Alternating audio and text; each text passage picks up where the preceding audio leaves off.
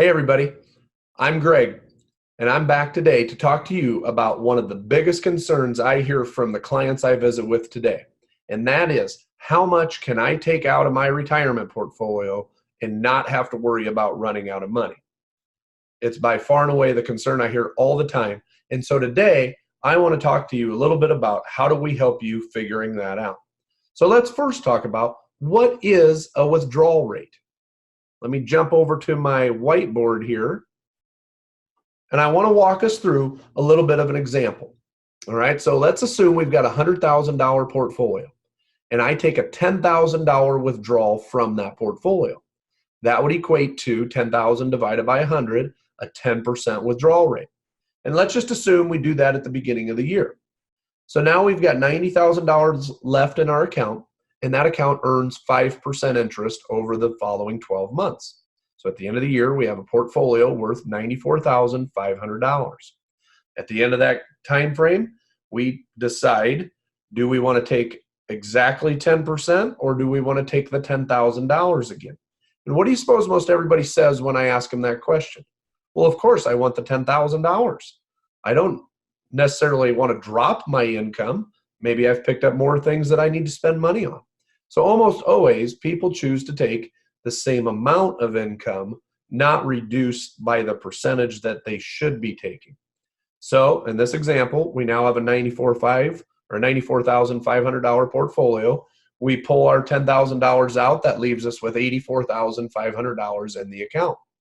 But the second year, the market goes down by 5%. So at the end of the year, our portfolio value is only worth $80,275. So guess what? The following day, we get together and we have to make that decision again. Do I pull out 10% of the portfolio or do I pull out $10,000 as I did in year one? And if we do the same thing we did in year two and we pull the $10,000 out, now we've actually increased our withdrawal rate from 10% to 12.5% in just a 2-year time frame. And folks, this is how people run out of money, and it happens all the time. So today I want to talk to you a little bit about what are ways that we can prevent this from happening. And as you've heard me talk about in other videos, the first thing we've got to do is we've got to figure out how much do we need. All right, and I've always been a big believer that I would rather figure out what our fixed expenses are and make sure we have enough in our portfolio to cover our fixed expenses and have a little bit of wiggle room for some fun money or some lifestyle money after the fact. So here's how it works. We're going to go in, we're going to think of things like utilities, property taxes, healthcare, food, anything that you know will never go away. And we're going to figure out what that number is. Then we're going to take a look at all of our sources of fixed income. This could be things like Social Security, could be a pension if you were lucky enough to have one. Maybe it's some rental income of some sort. And whatever that number adds up to, as long as we're ahead of the expenses, we're in really good shape. But if we're not, which most people aren't, that's what I call the income gap. And we've got to work on filling out that income gap. So let's talk a little bit of an example. Let's say you've got a $250,000 portfolio and you need $20,000 of additional income in order to cover the annual expenses that you have right now. So that would be an 8% withdrawal rate. And that's a pretty high number. In fact, most people say that the rule of thumb used to be 4%. But even today, articles are saying as low as 2% is about the only foolproof way that you can build a portfolio around knowing you're not going to run out of money.